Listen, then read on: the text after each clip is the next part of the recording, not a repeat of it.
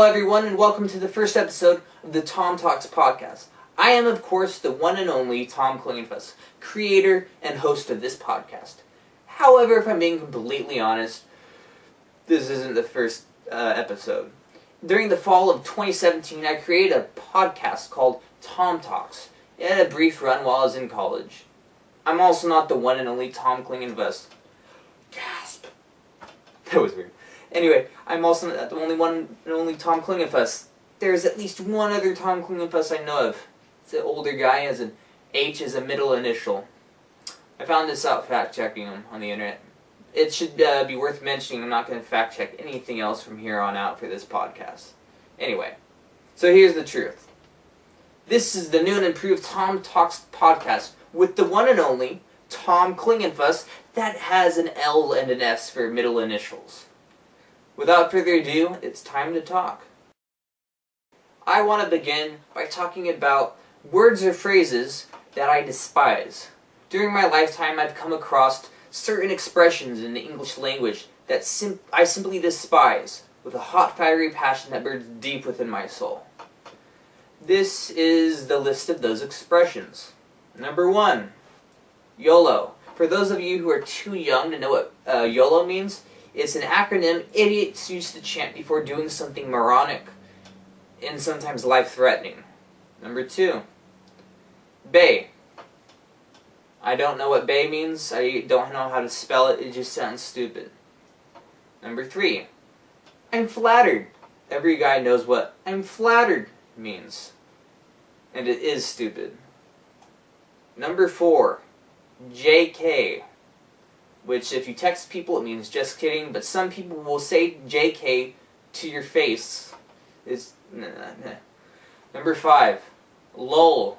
Not like a lull in a conversation, but LOL as in LOL. Laugh out loud. People will, instead of laughing, they'll say, LOL. It's not as rewarding as laughter. It's okay in a text, though.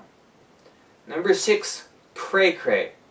An obnoxious way of saying crazy. It's very ridiculous. Not a cool kind of ridiculous, like absurdity.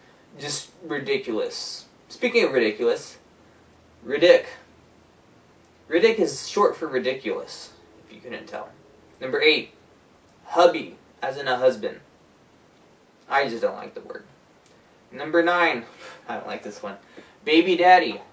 This combo of words makes me cringe. Not to mention that there's so much wrong with it. Have you ever noticed when someone says not to mention that they instantly mention what they deemed unworthy of being mentioned? Also, it's needless to say that people who say it's needless to say need to say it's needless to say in order to say what's needed to be said. That was a brief sidebar. Anyway, last but not least, number 10, moist. I don't really care for the word either way, but a lot of people don't like moist, so I decided to hate it with you guys and put it on this list. That's it. I want to do my first official book review. Now, this is a very old book, one of my favorites as a matter of fact. Some of my friends at church might say it's the greatest story ever told, and other people think it's merely a work of fiction. I am of course talking about The Hobbit by J.R.R. Tolkien. Anyway, I'll just set it right there. The Hobbit is a book about a really short dude with big hairy feet that steals a cup from a fire-breathing dragon that can also talk, reason, and exact vengeance. There's a lot that dragon can do. Anyway, this book in The Hobbit has a lot of diversity. Not only does it have a hobbit and a dragon, this book features a total of 11 races, including men, elves, dwarves, goblins, wargs, great eagles, talking spiders, a skin changer, and your token is starry wizard. Trust me when I say that this book is lit. English lit, technically speaking. Anyway, I'll prove it to you. I'll read the first paragraph of The Hobbit. Anyway, so this is a very iconic book. I read it a couple times. But anyway, this is very well known first paragraph, and I'll read it to you right now. Some people have it memorized. Okay. In a hole in the ground there lived a hobbit. Not a nasty, dirty, wet hole, filled with ends of worms and a newsy smell, nor a dry, sandy, man-sized hole, like the one American soldiers found Saddam Hussein hiding in. It was a hobbit hole, and that means comfort. That's by J.R.R. Tolkien. Good book. Now it's time for me to plug one of my sponsors. My only sponsor, actually. Leave me something to read right here. Read in a cheesy voice, it says, but I'm not doing that. Have you ever been thirsty? What do you do when you're thirsty? Do you grab an expensive corn syrup bubble drink from a micro fridge? Well, you shouldn't. Well, what should you do?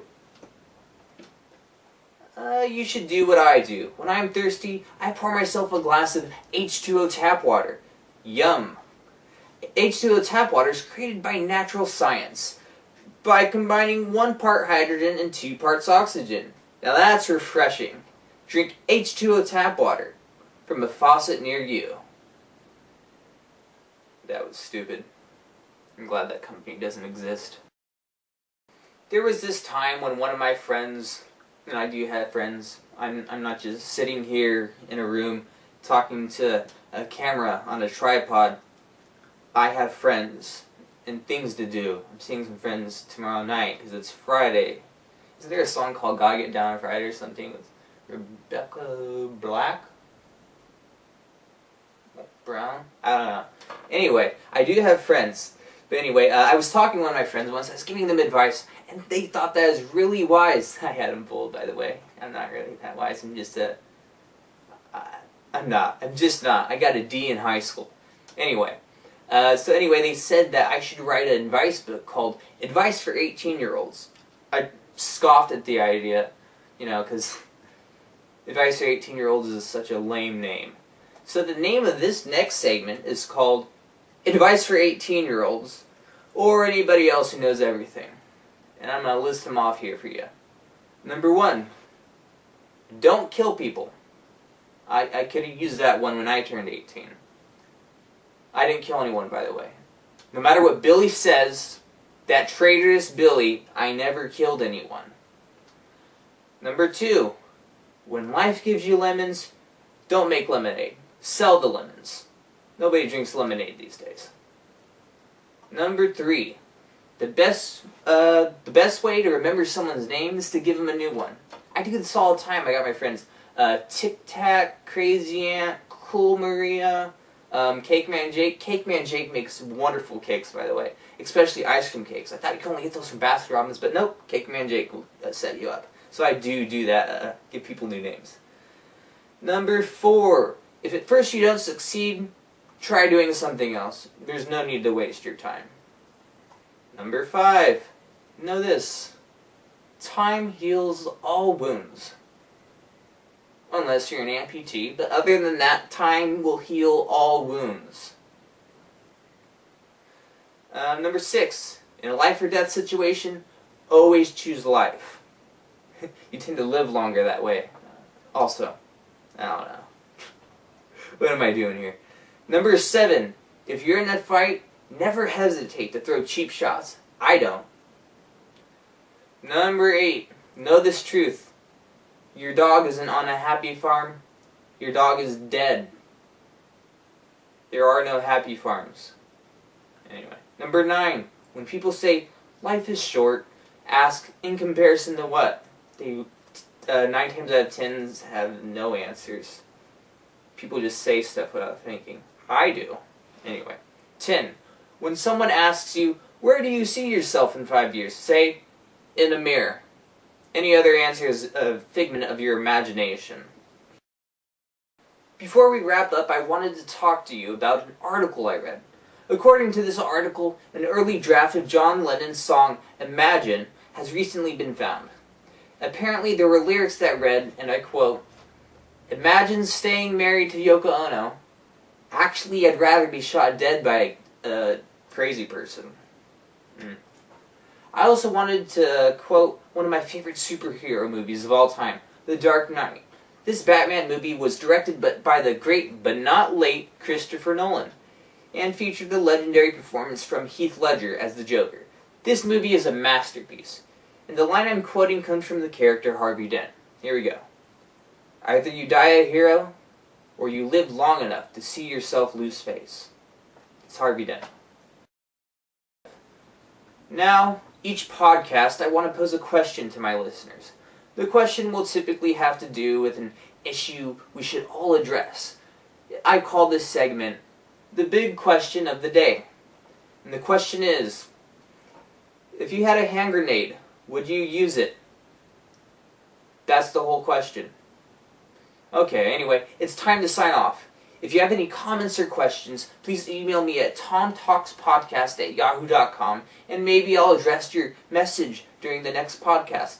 Everyone, make sure you like, share, and subscribe. Go to tomklingfest.com. But most of all, be well and be happy.